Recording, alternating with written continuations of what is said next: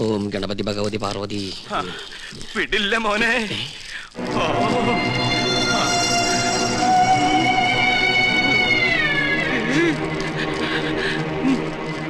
എനിക്കിത് പറയണം, പറയാതിരിക്കാൻ വയ്യ. എന്ത് പറ്റിയിടോ? ഒന്നുമില്ല, എനിക്കിതൊക്കെ കാണുമ്പോ ചൊറിഞ്ഞു വരുന്നുണ്ട്. ഇയാളെന്താ ഈ പിറുപിറുക്കണേ? കുറെ നേരമായല്ലോ ഇയാൾക്കൊരു വല്ലായ്മ തുടങ്ങിയിട്ട്. വല്ലായ്മ എന്താന്ന് ഞാൻ പറയാം. 15,000 നിന്റെ നശിക്കട്ടെ, എല്ലാം നശിക്കട്ടെ. തനിക്ക് എന്താ പറ്റിയത്? ഇവനെ ചാമുണ്ടേശ്വരി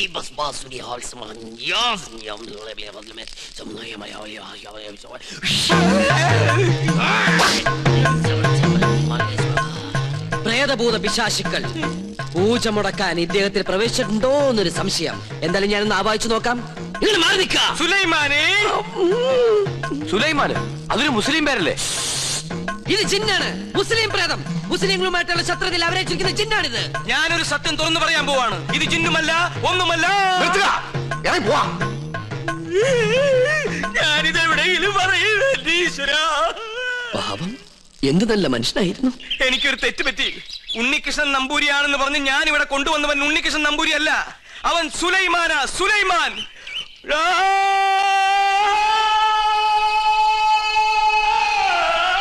ഇപ്പൊ വിശ്വാസായ? ഈ സത്യം ഞാൻ പറയാതിരുന്നാൽ ഞാൻ മുഴുവട്ടനായി പോവും. ഇത് ആരോടെങ്കിലും പറഞ്ഞാൽ എന്റെ തലയും പോവും. ഇയാള് കുഴപ്പിക്കോ? പ്രകൃതി, മനോഹരി, നീലാംബരി, അവൻ ഉണ്ണികൃഷ്ണൻ അല്ല.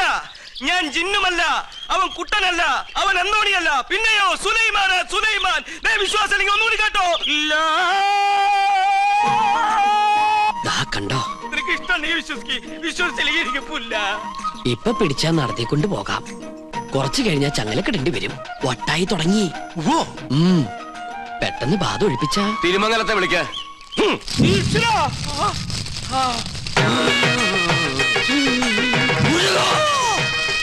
ഇയാളെന്തിനാ ഈ ശൂലവും കയറ്റി ഇവിടെ ഇങ്ങനെ കിടന്ന് ഓടണേ? ഇയാൾക്ക് വല്ല വട്ടുണ്ടാ? ആരാ നീ?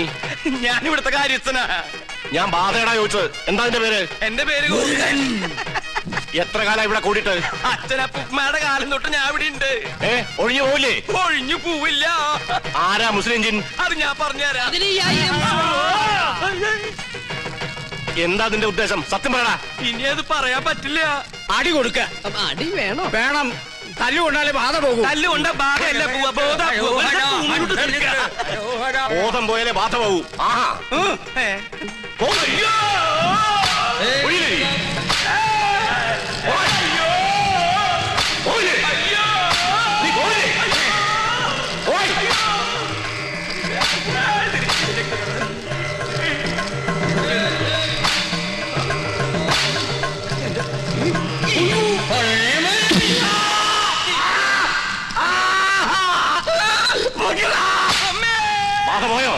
ആദ്യം പോയി, എല്ലാം പോയി.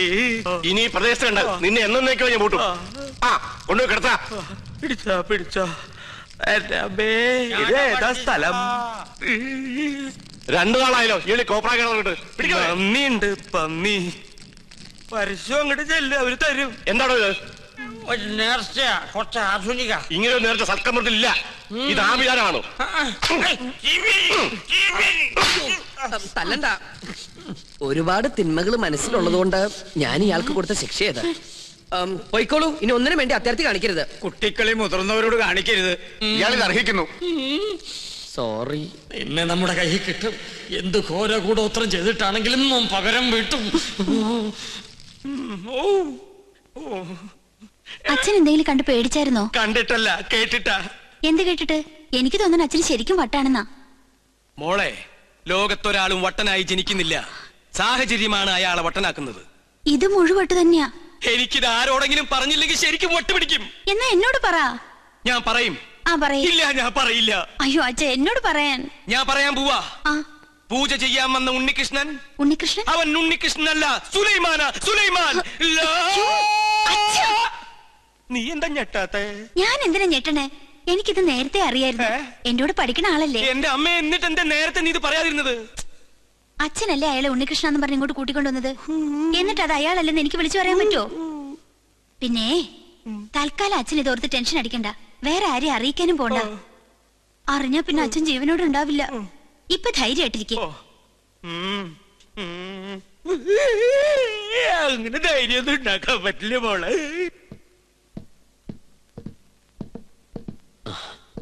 ഞാൻ കാരണം വിഷമയല്ലേ? അച്ഛൻ അറിയുമെന്ന് വിചാരിച്ചതല്ല. ഇത്തിരി നേരത്തായി പോയോ എന്നൊരു സംശയം. എന്നായാലും എല്ലാം അറിഞ്ഞല്ലേ പറ്റൂ. പൂജ കഴിഞ്ഞിട്ട് അറിഞ്ഞാ മതിയായിരുന്നു. എപ്പോഴായാലും എന്തും നേരിടാനുള്ള മനക്കരുത്ത് ഞാൻ കരുതിയിട്ടുണ്ട്.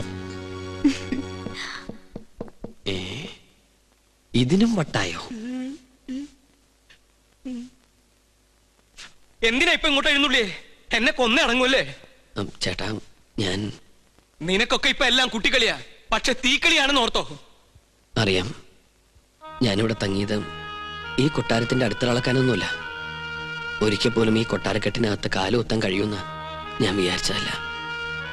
വിധി നിശ്ചയം പോലെ ഇവിടെ എത്തിപ്പെട്ടപ്പോ പിന്നെ തിരിച്ചു പോകാൻ മനസ്സ് വന്നില്ല. എന്റെ അമ്മയുടെ വീട്ടിൽ കുറച്ചു ദിവസം കഴിയാനുള്ള മോഹവും മുത്തശ്ശന്റെ സ്നേഹം പങ്കുവറ്റുള്ള കൊതിയോ അറിയില്ല. ചേട്ടനെ ഞാൻ ഒരുപാട് വിഷമിപ്പിച്ചു. എന്നോട് ക്ഷമിക്കണം. ഞാൻ പോവാ, കൂടുതൽ കഷ്ടപ്പെടുത്താണ്ട്. നിക്ക്, നീ ഇപ്പൊ ഇവിടെ നിന്ന് മുങ്ങിയ നിന്നെ ഇവിടെ എല്ലാവരും തിരക്കും. അതോടെ സത്യം എല്ലാവരും അറിയും. നീ ആരാണെന്ന് അറിയാതെയാണ് ഞാൻ കൂട്ടിക്കൊണ്ടുവന്നെങ്കിലും നിന്റെ ഉള്ളിലെ ആഗ്രഹങ്ങൾ ഇതാണെങ്കിൽ ഞാനായിട്ട് എതിര് നിൽക്കണില്ല. കണ്ടാൽ കൊല്ലാൻ നടക്കുന്ന രണ്ട് കുടുംബങ്ങൾ നീ മൂലം ഒരുമിക്കുകയാണെങ്കിൽ ഒരുമിക്കട്ടടാ. ഞാനുണ്ട് നിന്റെ കൂടെ.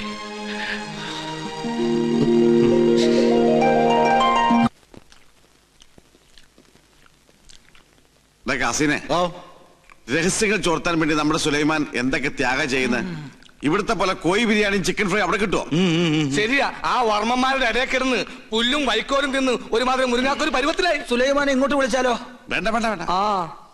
അവനിവിടെ കയറി വന്ന കൊട്ടാരത്തിനോട് സംശയിക്കും. ചെല്ലിമേ, കോഴി വരിച്ചിരിപ്പില്ലേ, അത് കുറെ പൊതിഞ്ഞെടുത്ത് സൂത്രത്തിൽ അവനുകൊണ്ട് കൊടുക്ക്. അല്ലാതെ ബുദ്ധി മാനുഷാദാ, എന്താ?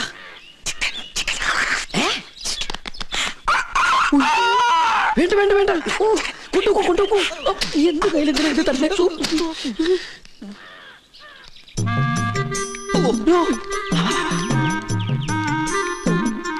എന്താ ഈ ബുദ്ധി? ഈശ്വര, കോഴി മുറുക്കാനാ? മുറുക്കാൻ ആരും എന്നെ തെറ്റിദ്ധരിക്കരുത്. മുറുക്കാൻ എന്നാ നമുക്ക് അങ്ങോട്ട് മുറുക്കലൊക്കെ പിന്നെ ഇങ്ങോട്ട് വരിക.